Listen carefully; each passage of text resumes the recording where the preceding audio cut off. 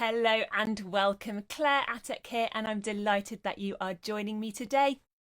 Firstly, I would like to say a huge thank you to Sharon for inviting me into the group to talk to you today.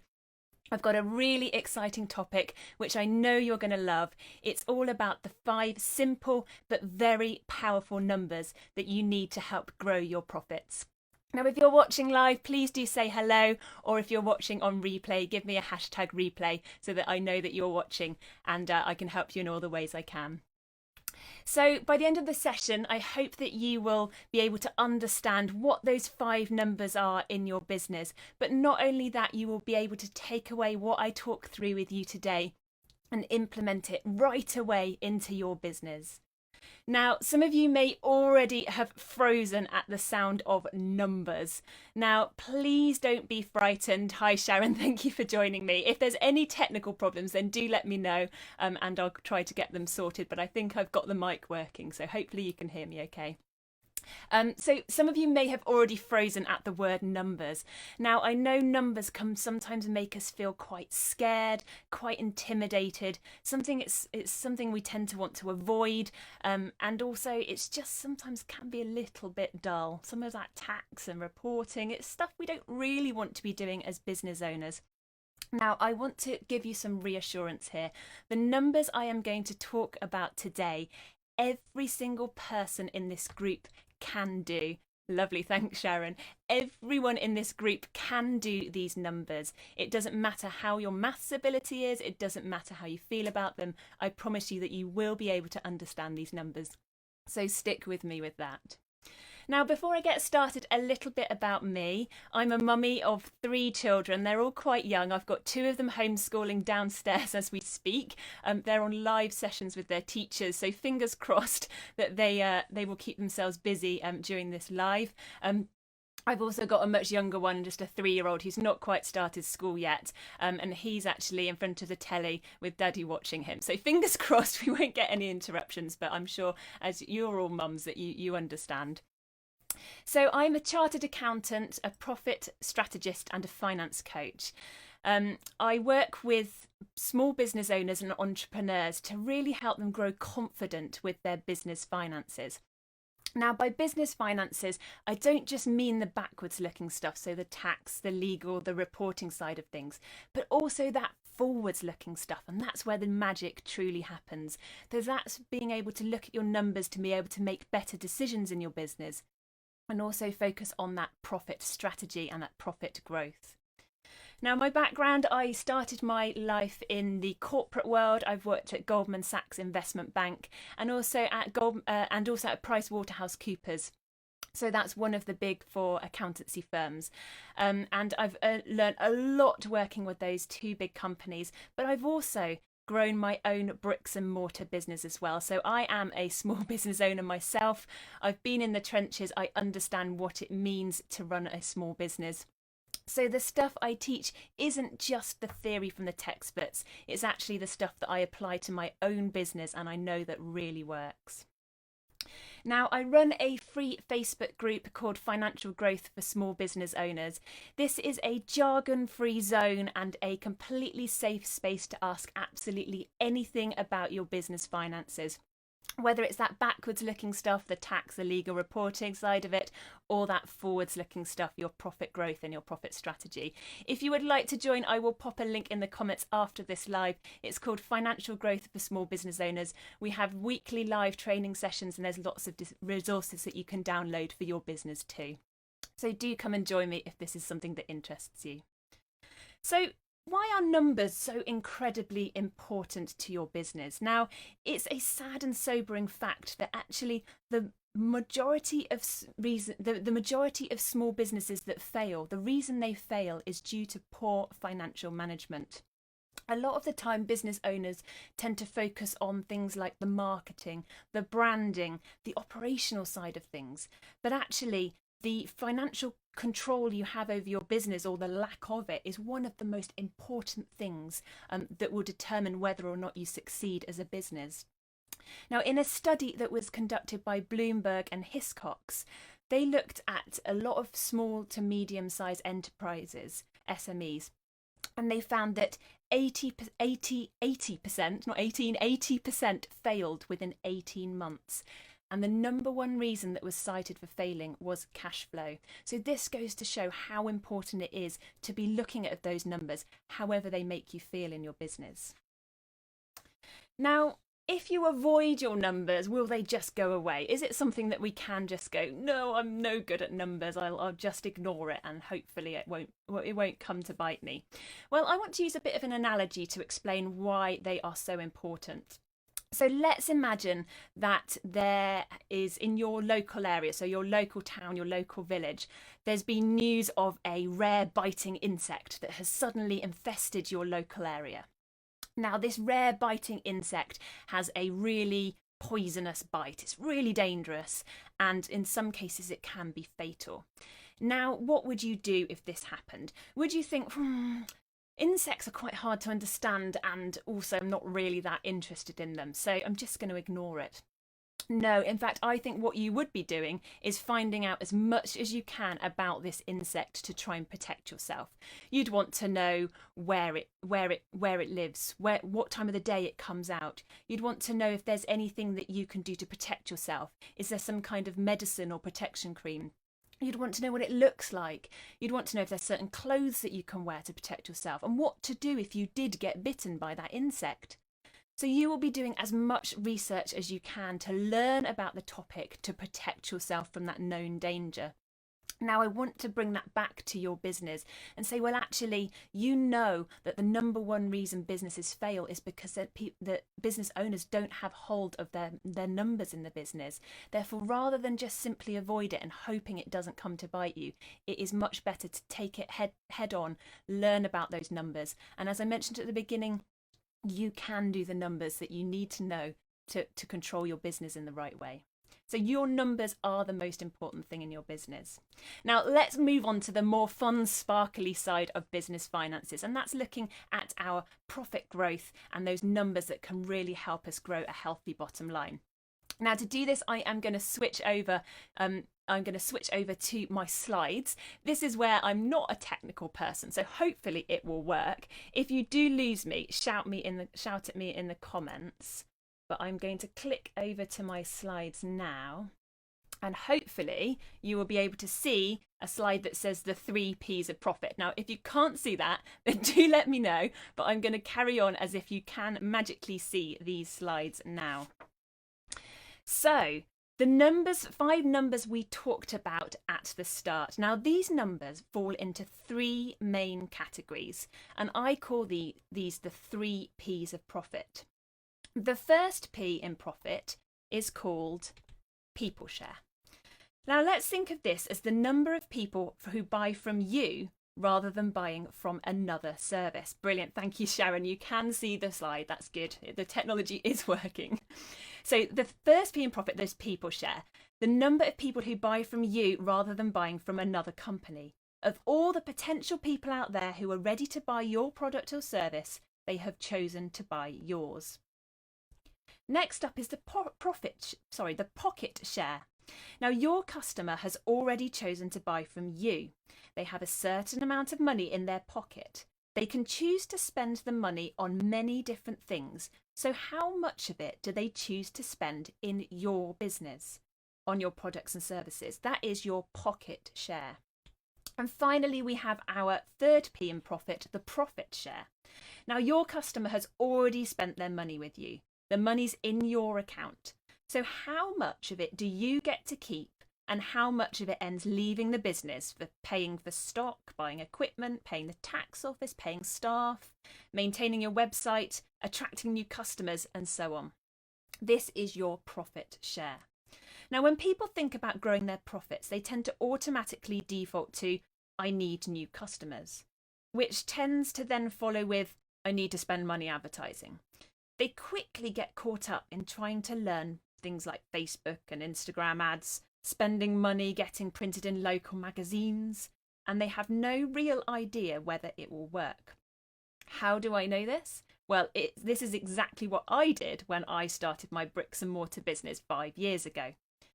Back then, growing my business simply meant finding more customers, as more customers meant more sales More sales meant more money meant higher profits, right?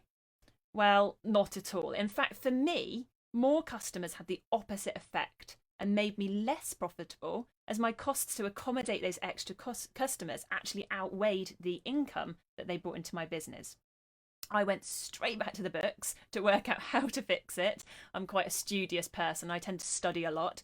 I studied hard and experimented with lots of methods and strategies until I figured it out. Profit is about so much more than just the number of customers you have. So this leads brilliantly into our 5 crucial numbers. Now for this, I'm going to start at the end, so the profit share section. Now why am I going to do this? Because this is the easiest and often the cheapest way of growing your profits.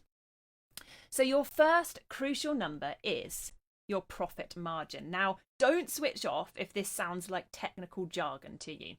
Yes, the accountants and the finance people do tend to make it sound a little bit complicated by talking about ratios and percentages, but I want you to think of it as a simple number, as it's much easier to understand. So for every £1 that lands into your bank account, how much of it do you get to keep? Let's say that for every £1 that lands, you have to pay about 60 pence in costs. Let's average that across the year. Then that's 40p you get to keep in your pocket. So that's your profit margin of 40 pence. Now imagine what could happen if you were able to keep 50 pence instead of 40 pence. It doesn't sound much, does it? But it very quickly adds up. Let's say you generate £30,000 of income during the year. That tiny 10p difference will give you an extra £3,000 during the year. Yes, £3,000. So how do we boost our profit margin? Well, there's loads of strategies and I could talk about this for hours, but the 2 I would recommend starting with are firstly, reviewing your prices. Are you charging enough for your products or services?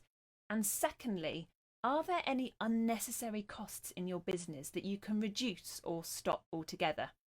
Get those money leaks plugged.